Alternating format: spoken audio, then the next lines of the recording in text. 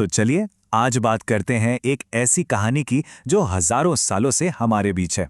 एक ऐसी नगरी जो कह सकते हैं कि मिथक और हकीकत के बीच एक पहेली बनी हुई है। जी हाँ, हम बात कर रहे हैं श्री कृष्ण की सोने की नगरी द्वारका की। लेकिन यहाँ सबसे बड़ा सवाल ये उठता है कि क्या हजारों साल पुरानी एक पौराणिक कथा सच हो सकती है?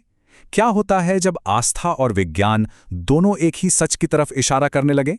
चलिए कहानी को थोड़ा आगे बढ़ाते हैं। साल 1983 में गुजरात के तट के पास अरब सागर की गहराइयों में आर्कियोलॉजिस्ट्स की एक टीम को कुछ ऐसा मिला जो बिल्कुल भी कुदरती नहीं लग रहा था। रेत और चट्टानों के बीच उन्हें इंसानों के बनाए हुए स्ट्रक्चर्स दिखे और बस यहीं से एक सदियों पुराने राज ने फिर से सांस लेना शुरू कर दिया। एक डूबा हुआ रहस्य। इस खोज ने ना एक ऐसे ही डूबे हुए रहस्य के दरवाजे खोल दिए। पता है, दशकों से वहां के मछुआरे और यहां तक कि पायलट्स ने भी समुद्र के नीचे सीधी लाइनों वाली अजीब आकृतियों को देखने की बात कही थी, जैसे कोई पुराना शहर डूबा हो। पर अब पहली बार हाथ में सबूत थे। और जब गोताखोर नीचे पहुंचे तो सच में उनके होश ही उड़ गए। शास्त्रों में जिस भव्य किलाबंद शहर का जिक्र था, उसके सबूत ठीक उनकी आंखों के सामने थे। विशाल पत्थर के ब्लॉक, इंसान की बनाई हुई दीवारें, ये कोई कुदरती बनावट हो ही नहीं सकती थी। ये तो एक पूरे शहर के खंडर थे। अच्छा, अब इस खोज को ठीक से समझने के लिए हमें हजारों साल पीछे जाना होगा। द्वापर युग में, जब इस नगरी का जन्म हुआ था, एक ऐसी नगरी जिसे कहते हैं कि स्वयं देवताओं ने बनाया था। तो कहानी शुरू होती है मथुरा से। कंस का वध करने के बाद उसके ससुर जरासंध ने मथुरा पर बार बार हमले किए। अपनी प्रजा को बचाने के लिए श्री कृष्ण ने एक नई और ज्यादा सुरक्षित नगरी बनाने का फैसला किया। इसके लिए उन्होंने समुद्रदेव से भूमि मांगी और देवशिल्पी विश्वकर्मा को इस अद्भुत शहर को बनाने का काम सौंपा। और सुनिए, ये कोई ऐसा वैसा शहर नहीं था।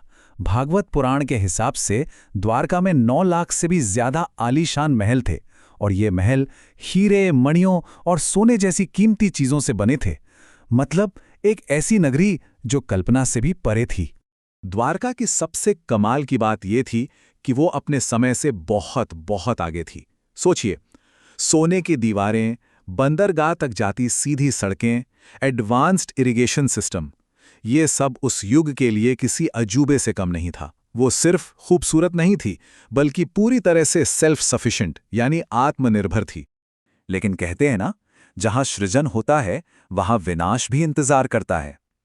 द्वारका का सुनहरा दौर 2 बहुत शक्तिशाली श्रापों की वजह से खत्म हो गया, और इन श्रापों ने उसकी किस्मत को हमेशा के लिए बदल दिया। पहला श्राप मिला महाभारत युद्ध के बाद।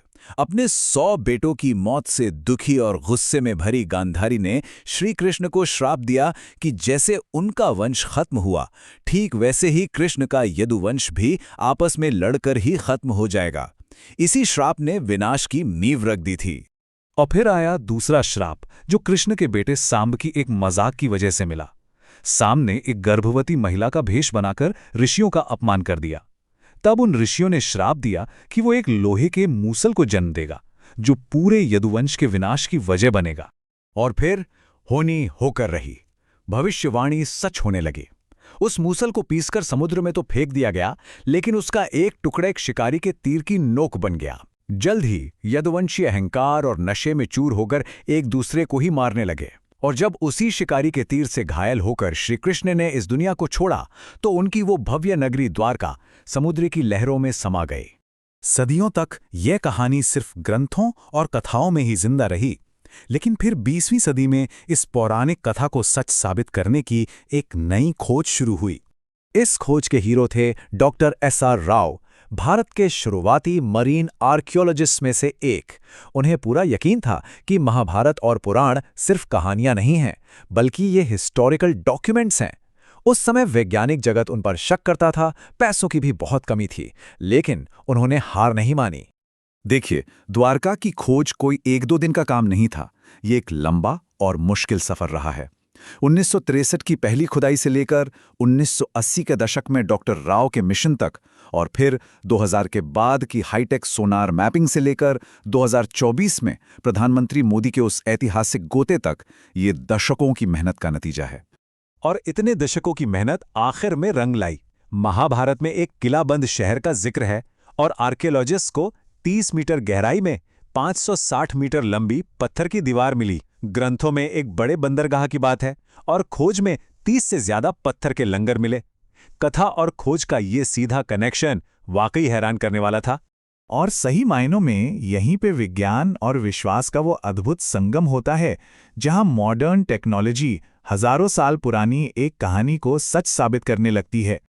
लेकिन असली जो सबसे चौंकाने वाली बात सामने आई, वो थी इन कलाकृतियों की उम्र। जब इनकी कार्बन डेटिंग हुई तो पता चला कि कुछ चीजें 9000 साल तक पुरानी हैं। सोचिए, ये तो हड़प्पा सभ्यता से भी हजारों साल पुरानी बात है। इस एक खोज ने सही मायनों में भारत के इतिहास को देखने का नजरिया ही बदल दिया। देखिए, विज्ञान ने इस कहानी को कई तरीकों से सच साबित किया है। कार्बन डेटिंग ने समय को महाभारत युग से जोड़ा। सोनार मैपिंग ने समुद्र के नीचे एक पूरे शहर का नक्शा बना दिया। और तो और जियोलॉजिकल स्टडीज ने भी कंफर्म किया कि उस दौर में समुद्र का जल स्तर तेजी से बढ़ा था, जो एक पूरे शहर को आसानी से डुबो सकता था। जैसा कि डॉक्टर राव ने कहा था, ये ग्रंथ सिर्फ धार्मिक किताबें नहीं हैं, ये ऐतिहासिक दस्तावेज हैं। और उनकी इसी सोच ने एक भूली बिसरी कहानी को एक जीती जागती हकीकत में बदल दिया। तो आखिर द्वारका की कहानी हमें क्या सिखाती है? शायद यही कि कुछ कहानियां कभी खत्म नहीं होती, वो बस सही समय का इंतजार करती हैं, दोबारा जगाए जाने का। ये कहानी दिखाती है कि कैसे आस्था और विज्ञान दोनों मिलकर एक ही सच को उजागर कर सकते हैं। जय द्वारकाधीश।